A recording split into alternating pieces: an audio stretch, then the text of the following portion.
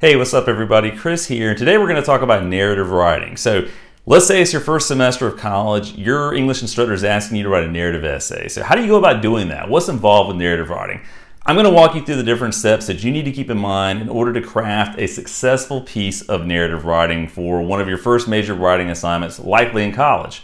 Hey, as always, if you're enjoying this content, please be sure to subscribe and please be sure to give this video a thumbs up. So one of the first things you want to think about with narrative writing is, what is your subtext? And if you've never heard of that term or experienced that term, all that really is referring to is this idea of an underlying meaning. In other words, what kind of message are you trying to communicate based on the experience that you're writing about? Speaking of, you'll want to select an experience that has somehow shaped your view of the world, right? You've learned something as a result of this experience, and you think it's worth communicating that lesson, that takeaway, whatever it may be, to a wider audience. So that's going to be the thing that really kind of drives your essay, and that's what you're going to want to focus on here. So once you've got that subtext pinned down, you know what the underlying meaning is, you have at least some sense of what you learned as a result of this experience, then you're going to want to focus on what I call the 2 Ds of narrative writing, right?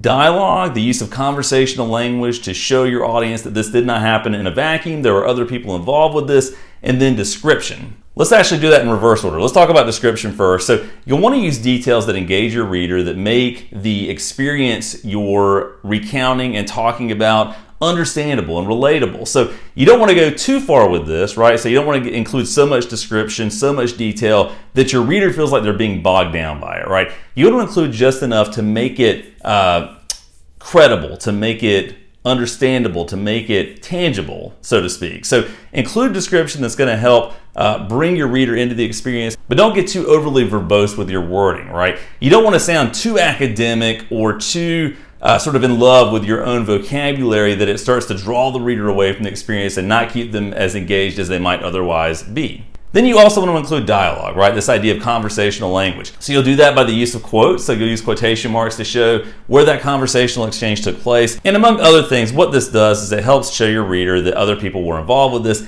and likely that these other people had some kind of impact on you. And this ultimately will be tied to the subtext. And really all these things, dialogue, description, the use of what we refer to as first-person point of view, the use of I, which typically characterizes narrative writing, are all building toward this underlying meaning, this lesson, this takeaway that you want to communicate to your reader. So in your introductory paragraph, you'll want to develop a hook. You've probably heard that term before, but you'll want to do whatever you can to try and bring the reader along with that experience and to show them, again, initially why it impacted you in some kind of way. And so there's a balance to be had here in that you don't want to necessarily, especially in the first paragraph, explicitly state, why you think this is so important and why you're communicating it. That's going to feel a little too preachy and a little too papery, as if you're trying a little too hard to communicate that. But you use the description that you've identified and included in the discussion in the paper to sort of bring them into that experience. So if there's a particularly tension-filled moment, for example, that you can include in the introduction, that's going to be helpful. Then as you transition into the body of the paper, the body of your essay, that's when you start to kind of let things breathe a little bit more. You keep using that conversational language, that dialogue, that first-person point of view, that description, and that detail to help, sort of escort your reader through the experience, to show them, as things unfolded, through the use of the language that you're using, you're painting a picture for the reader why this was so impactful on you. And you don't necessarily have to wrap this whole thing up with kind of a traditional concluding paragraph that says something like, in conclusion, here is what I learned. That's a little bit, in some ways, maybe insulting to the reader to say, hey, in case you didn't get it, this is what I was trying to communicate.